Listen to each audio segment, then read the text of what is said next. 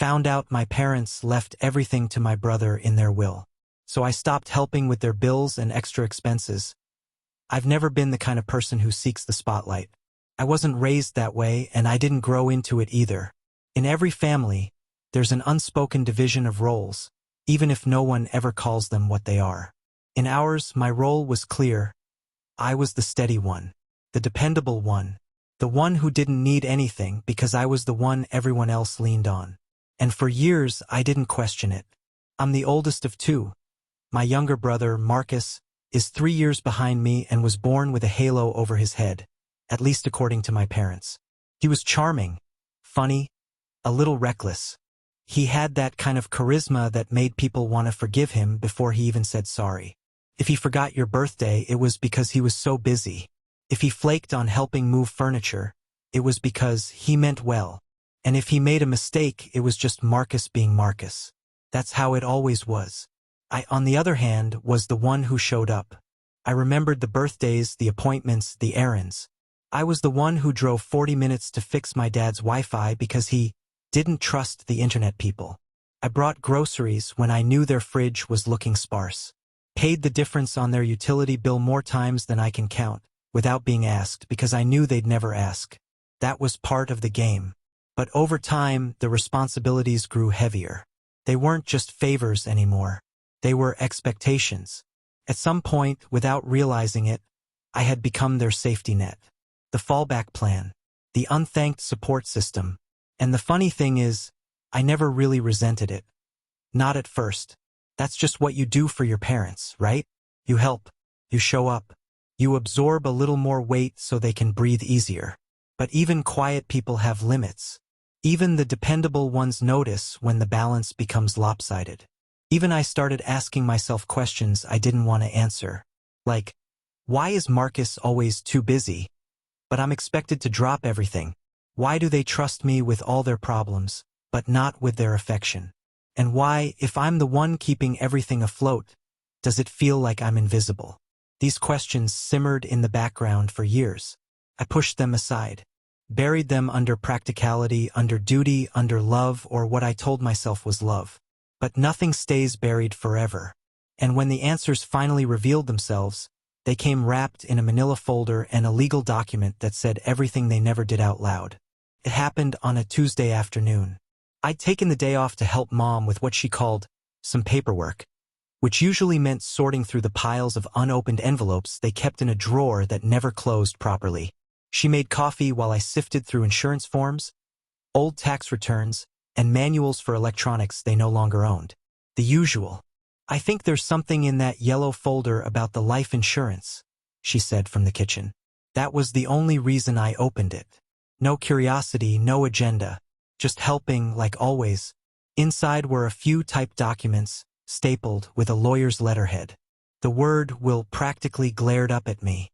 It felt out of place in that cluttered drawer, sitting there between expired coupons and a user guide for a DVD player they'd tossed years ago. At first, I hesitated. I wasn't trying to snoop, I really wasn't. But then again, she had told me to look through it. So I did. What I found was brief, clinical, but it hit like a hammer. Everything, and I mean everything, was being left to Marcus. The house, the savings account, the car, the furniture, my dad's coin collection, my mother's jewelry. Every asset with any monetary value was going to him. Not split, not even 90/10, just him. My name wasn't mentioned once, except in a brief line. We appoint our son Marcus, last name, as the sole executor and beneficiary of our estate. That was it. I remember reading it 3 times. Not because I didn't understand it, but because I couldn't believe I did. I sat there, documents in hand, in the same living room where I'd installed their new router 2 weeks earlier, after buying it myself. In the same house I'd helped them keep when the mortgage fell behind 5 years ago. They never told Marcus about that. They told me because I was more responsible. I wrote them a check that day without hesitation. And now, apparently, I wasn't worth a single mention. I felt a strange calm come over me. Not numbness exactly, more like clarity. Like stepping out into winter air after being in a stuffy room. Cold, sharp, but honest. I slid the will back into the folder, tucked it under the pile, and didn't say a word. I didn't finish the coffee. I made an excuse about needing to beat traffic, kissed Mom on the cheek, and left. The car ride home was silent. No music, no podcasts, just the hum of the tires and the questions circling my head. Was it a mistake? Had they meant to update it and just forgot? Did Marcus know? And the hardest one to face. Why am I so easy to overlook? It's one thing to feel taken for granted that had become normal over the years, but it's another thing entirely to see it in writing, to have it notarized, stamped, filed away like a final judgment. I didn't tell anyone about it. Not my partner. Not my friends. I wasn't ready to say it out loud yet, because saying it would make it real. And I wasn't angry. Not exactly. Just gutted in a quiet, detached kind of way. I didn't cry. Not then. Instead, I made a decision. No drama. No confrontation. Just silence. And space. Because if they'd already decided where I stood, if they saw me as the helper, the backup plan, but never the one who'd receive anything in return, then maybe it was time I started believing them. After that day, something in me shifted. Not dramatically. I didn't burn bridges or send a long, angry text. That's not my style. But I started keeping receipts. Not literal ones, emotional receipts. I noticed how often I was the one reaching out first. How often I was the one driving over, covering costs, doing errands. I began paying attention to the rhythm of our relationship, and just how much of it was held together by my effort alone. And so I stopped. Not all at once, but piece by piece. Like letting go of a rope you've been pulling on for years, only to realize the other end has never once tugged back. The first time it happened was small. Mom called and asked if I could pick up a prescription for her since you'll probably be near the pharmacy anyway. I told her I wouldn't be in the area that day. Oh, she said. I guess I can ask Marcus. She didn't sound confident. And for good reason. He lived closer, technically, but getting him to follow through on anything required at least 2 reminders and a near-death experience. I didn't offer a solution. I just said, okay, and let the silence do the work. That became my new pattern, doing nothing. Not maliciously, just choosing not to volunteer anymore. I didn't ask how their utilities were going. I didn't offer to help renew Dad's car insurance, even though I knew the paperwork overwhelmed him. I stopped texting first. I didn't send over a grocery gift card when they mentioned things were tight this month. Instead, I watched as Marcus didn't pick up the slack. Watched as their expectations hit a wall of absence where my reliability used to be. First, there was confusion. Then came the casual guilt-tripping. Are you okay? You've been kind of distant lately. We just haven't heard from you, and it's not like you. I'd smile, respond briefly, and then change the subject. I wasn't cold, but I was done giving explanations. If they didn't notice what I'd done all those years, or worse, if they had noticed and still decided to exclude me, then what was the point of justifying myself now? What surprised me most was how free I felt. For the first time in years, I wasn't constantly calculating what they might need next, how to prepare, how to show up. I wasn't budgeting around them. I was sleeping better. I had more mental space. I even took a weekend trip without the lingering anxiety that something might come up with them and derail it. And deep down, I knew something else, too. They were going to reach a breaking point. Because the truth was, Marcus wasn't going to step in. And if they'd built their world assuming I'd always be there, they were about to find out what life looked like when I wasn't. I didn't want revenge. That's not what this was. This was balance. For the first time in a long time, I let the scale tip in whatever direction it naturally leaned without me holding it up. And sure enough, it didn't take long before everything started to wobble. It had been just over a month since I stopped helping. 33 days to be exact. Not that I was counting, but some part of me was curious. I wanted to know how long it would take before the silence turned into a need. It happened on a Saturday morning. I was making breakfast, halfway through my second cup of coffee, when my phone buzzed with a text from Mom. No hi. No how are you. No context. Just, the mortgage is due. That was it. For words. Like I was her bank. Like I was her lifeline. No warmth, no greeting, not even punctuation, just a notice. I stared at it for a full minute before I said anything. The first wave I felt wasn't anger. It was validation. This was it. This was exactly the dynamic I'd been quietly untangling myself from, laid bare in one clipped sentence. It wasn't love. It wasn't care. It was dependency, framed as entitlement. I was expected to respond, to solve, to rescue, and not even be thanked for it. I thought about all the times I'd quietly picked up the tab, figuratively and literally. The overdue electric bills, the car repairs, the property tax shortfall 2 winters ago that I covered so they wouldn't lose the house. And now, after choosing to leave everything to Marcus, to legally state that he alone was the future, they still turned to me when the present got uncomfortable. I could have ignored the text, could have called, I could have explained myself again, but something in me had grown sharper, quieter, and so I just typed back. You should probably ask Marcus. Everything's in his name. Remember? I sent it and put the phone down. No follow-up. No clarification. Just the truth, clean, simple, deserved. 3 dots appeared. Then disappeared. Appeared again. Then nothing. I left the house that day and didn't check my phone for hours.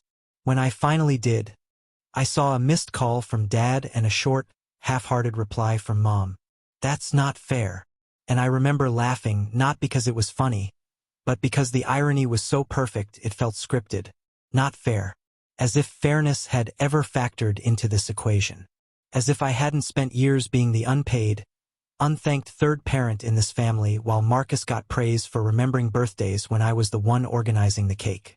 As if they hadn't made a deliberate, documented decision to exclude me. I didn't reply. Dad called again that evening. I let it ring. Then again the next morning. Finally, I picked up, if only to see where this was going. Hey, kiddo, he started, using the same cheerful voice he used when he needed something. Mom said you're upset. What's going on? I didn't answer right away. Then I said, you know what's going on. He sighed. Is this about the will? That was just paperwork. We were going to talk to you about it. I waited, let the silence hang. I'd learned how powerful that could be. We just thought Marcus needed more help, he continued, voice growing defensive. You're doing well. You've always been independent. There it was. The classic excuse. I've also always been the one helping you, I said, calm. Even. That didn't count for anything? Of course it did, he said quickly. But we had to make a decision, and it made the most sense. Then it still makes sense to ask him for help with the mortgage. He didn't have a response for that. We ended the call with a stiff, awkward politeness. No yelling, no drama, just the beginning of something they hadn't anticipated. Consequences. For the first time, I wasn't the one smoothing things over. I wasn't the one stepping in. I wasn't the reliable fallback. I was just done. And I think that scared them more than anything. The thing about family dynamics is that people get used to the unspoken contracts. You do the emotional labor, I give you approval. You pay the bills. I say, we're so lucky to have you. You carry the burden, I make you feel guilty when you put it down. So when you step back, not with a slam of the door, but with silence, it unnerves people. Confuses them. Especially when they've benefited from the old script for so long. After that phone call with Dad, the energy shifted. The temperature in the room, even when I wasn't in it, felt colder. I didn't hear from them for a few days. Then I got a text from Marcus. Marcus, why are you being like this? Seriously. Not a greeting. Not a question about how I was doing. Just irritation. Like I'd broken some unspoken sibling pact. I didn't respond right away. I gave myself the grace of a pause. Then I sent, me. I'm not being anything. I just stepped back. The same way you've always been allowed to. The dots appeared instantly. Then disappeared. He didn't write back. Another day passed. Then another. On Thursday, my phone rang again. Mom. I almost didn't pick up, but something in me was curious. I wanted to see what version of the story she'd arrived at in her head. Her voice was light, too light. Hey, sweetie. Just wanted to check in. How's everything going? I said, Everything's good. Pause. Then, we haven't seen you in a while. That's true. Another pause.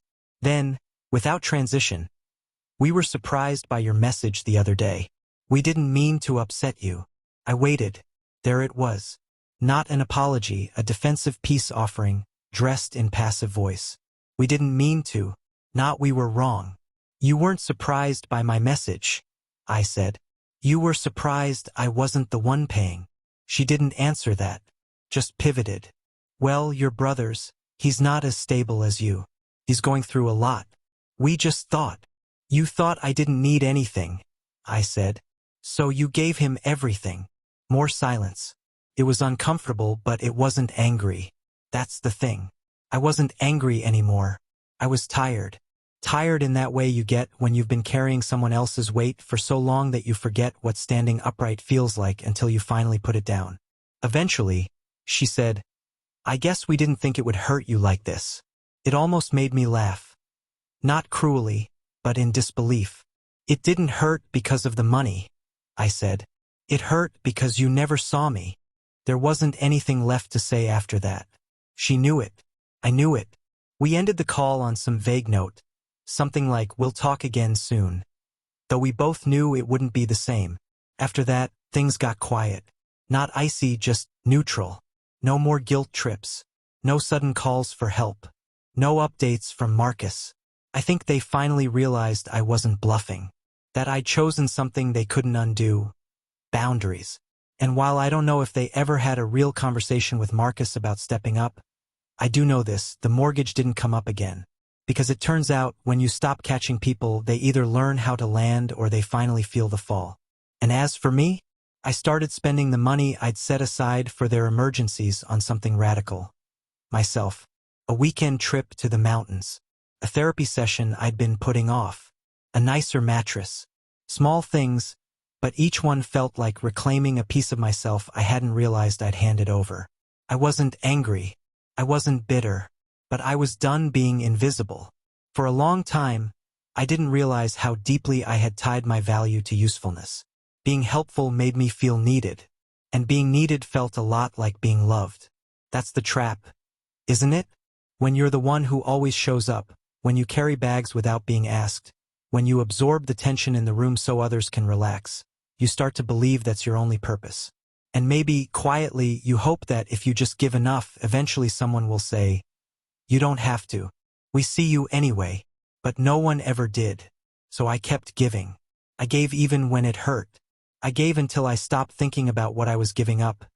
Time, money, peace, identity, because I had convinced myself that being needed was the same thing as being chosen. But standing still for the first time, not rushing in, not rescuing, not trying to fix it, taught me something I'd never paused long enough to consider. People who truly value you won't let you burn out to keep their lights on. My parents made a choice. I don't know what conversations they had behind closed doors. I don't know if Marcus manipulated them, or if it was just a culmination of years of unconscious favoritism. But I do know this, they put it in writing. They codified it. They made it legal. And the strange thing is, once I accepted that, once I stopped trying to rewrite it in my head or explain it away, I felt free. I stopped viewing their choices as a judgment on my worth and started seeing them as a reflection of their own limitations. Maybe they weren't capable of seeing me beyond the role I'd filled. Maybe they were scared of needing Marcus, because deep down they knew he wouldn't catch them. Maybe it was easier to depend on me quietly with no strings than to have to build something more equal. Whatever the reason, I'm no longer trying to solve it. That's not mine to carry anymore.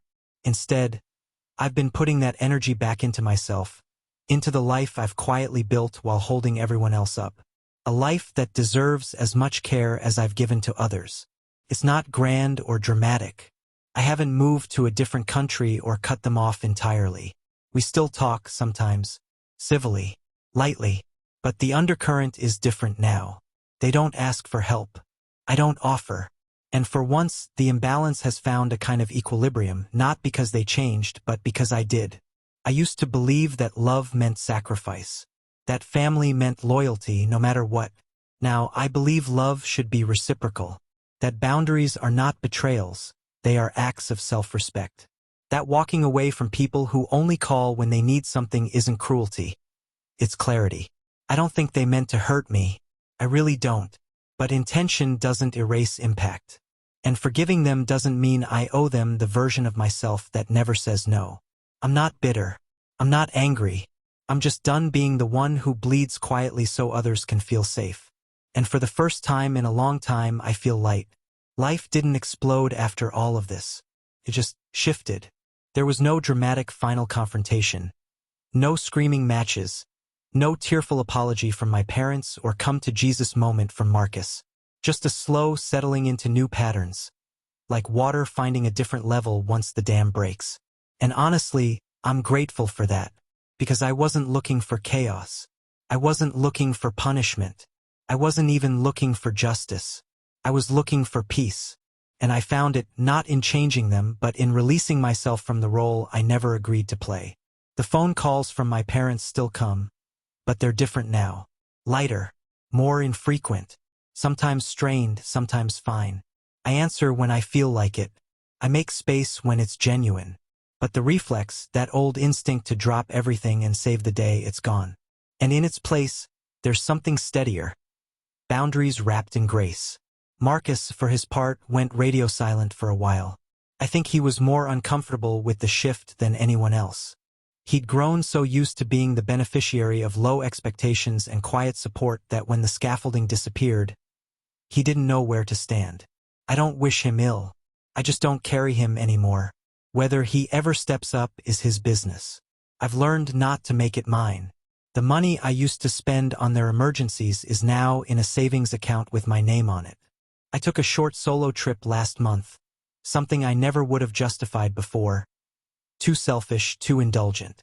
But I walked through a city I'd never seen, ate food I didn't cook, and slept in a bed I didn't make. And I didn't think about anyone else's needs for 3 whole days. Felt like healing. There's a quiet grief in realizing the family you loved isn't the family you thought it was. But there's also power in choosing yourself anyway. In saying, I can love you and still not let you drain me. I've come to understand that love without boundaries isn't love. It's obligation dressed in a costume. And I'm done performing. I'm building a life now that doesn't revolve around being someone's plan B. I'm learning that my worth isn't measured by how much I sacrifice, how quiet I am, or how long I stay loyal to people who confuse support with servitude. Sometimes I think back to that text, the mortgage is due, for words that used to represent my entire relationship with them. Transactional, cold, one-directional. Now, it's a sentence I think about only when I want to remind myself of how far I've come. Because that moment, quiet and small as it was, taught me the most important truth of all. Sometimes, letting go isn't giving up. It's just letting people carry what they claimed they wanted. And finally, I'm walking forward with both hands free.